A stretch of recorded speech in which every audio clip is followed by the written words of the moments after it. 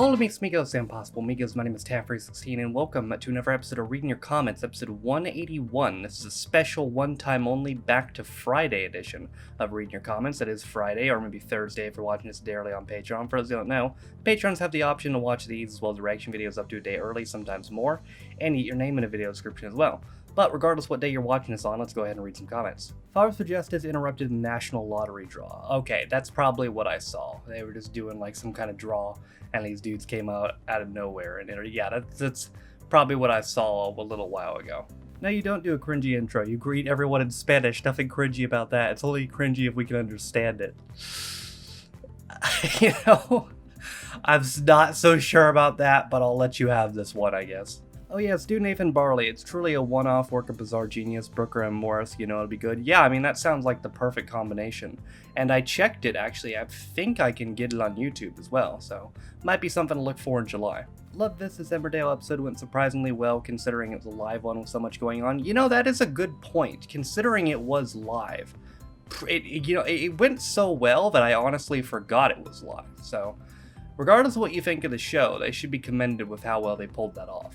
The live episode of EastEnders is worth checking out for the amount of times the actors trip over their lines, and on the opposite end of the spectrum here, there's gotta be a couple live episodes of shows that just went completely shithouse. So I'll have to find, if anyone knows like a live episode of a show, it could be any show that just went completely off the rails, let me know, because I'd like to see something like that. The weird ticker thing in the corner during the Emmerdale thing was used to show when they were about to go to ad break. No idea why, just googled it, and its purpose is to warn ITV production teams around the country that an ad break was approaching as different regions of the UK showed different ads, I guess. That makes sense. And I guess they needed the ticker because it was live, so it was harder to predetermine the ad break, I guess. Gladiators was essential Saturday evening viewing for so many living in the UK at the time. I believe it was on 6-7 p.m. Saracen was my favorite Gladiator right from the beginning. 11 Year Reactions to the series. I've enjoyed it a lot, and Saracen's probably my favorite as well, just because the dude's a badass. First of all, he looks just like an awesome guy, and also he's a firefighter. Like, that dude just kicks ass. Moyo 100% got hit in Danger Zone during Gladiators. You were right, didn't help her in the end though. No, she choked hard. She really did. But I'm glad to know I'm not crazy, because I swear it looked like she got hit. Why is Shadow called Shadow? I think you know why Shadow's called Shadow. Check out Alice Love's horror movie, Prevenge. She uses the eyes. Okay, that's good. I actually might want to see that, because I'll tell you what, in that Garth Marenghi's Dark Place, when she did the crazy eyes, like, again, I said it then, I'll say it now, that's a gift.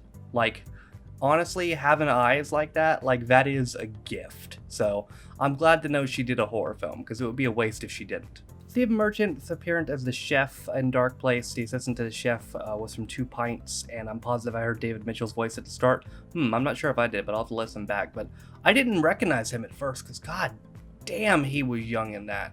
Like, he had no beard or nothing. I did not even recognize him until the credits, and I looked at his face. I'm like, oh shit, yeah, that was him. Props to you for continuing your reactions and streams despite getting COVID. I hope you feel better soon. Beetle also hosted a game show called Game for a Laugh, which was a similar kind of show. Okay, maybe I'll look into that. As far as the COVID goes, I've had it now for 11 days at this point, probably maybe 12, but hopefully I won't still have it by the time this comes out, but I might still. I've had it for a bit. I was gonna test today, but my cough was really bad this morning, so I'm just like, might as well not. But I know the symptoms can last a little bit longer. Luckily, my symptoms peaked like a week ago. At the time, it was really bad because it felt like a really bad cold, but also my brain just felt fucked. I felt like I had a cloud over my head and I had no motivation to do anything. That's gone. I feel normal in the head now. My nose is just still slightly runny, and I do have a little bit of a cough, but I'm going to test tomorrow, which is actually, as this is going out, unless you're on Patreon, technically yesterday. So hopefully by the time this goes public, I won't have it anymore, but I'm not going to hold my breath. If I thought I'd met an alien and it turned out to be a prank, I'd be devastated, not because of looking silly, but because I'd love to meet an alien. That's fair enough, but if that happened, I said during the show, I said it again, if that scenario happened to me, where I looked like an idiot in front of the whole world, offering an alien a cup of tea. Bro, I'm dipping. I'm going to Poland, and you're never gonna see me again.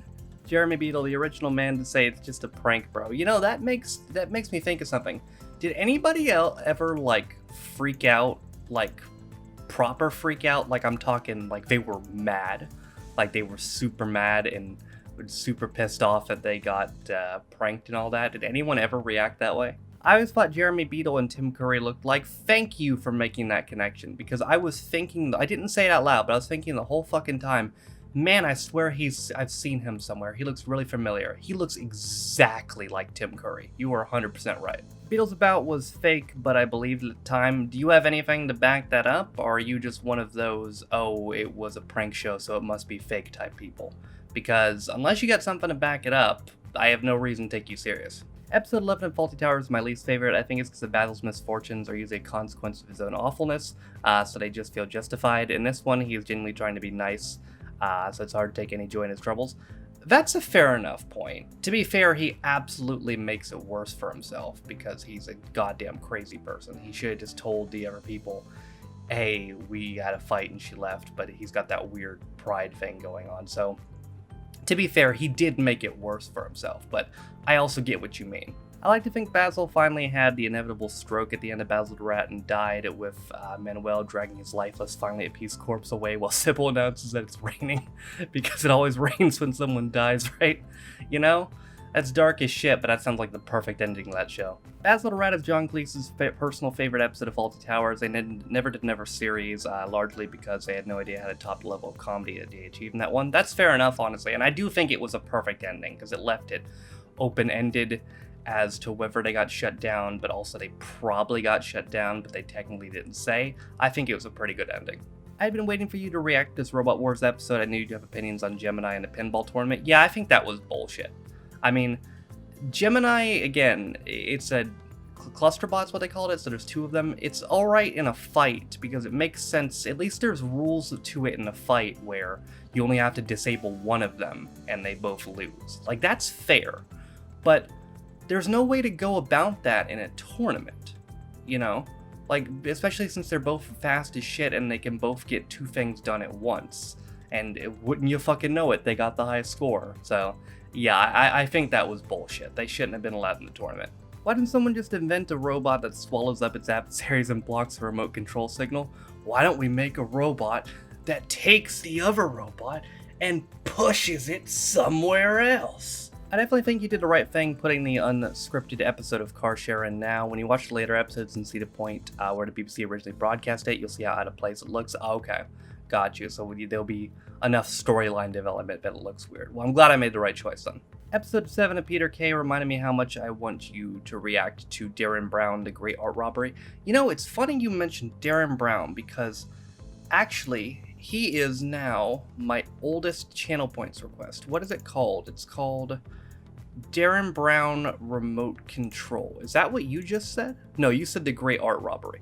Darren Brown Remote Control is currently my oldest channel points request, and that is a guaranteed video for this month. That's gonna happen. Scrap Heap Challenge is a great show. Glad to see you doing more of it. It's definitely a bit more polished from the season on, and Robert Llewellyn is great.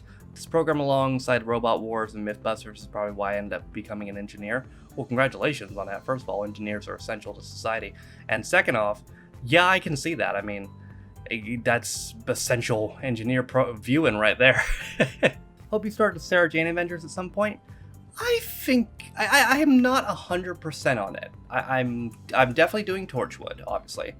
I'm not 100% on if I'm doing Sarah Jane or not, but I'm thinking about it. Do Never Gimme Gimme Gimme, you will be the only YouTuber who will have reacted to them.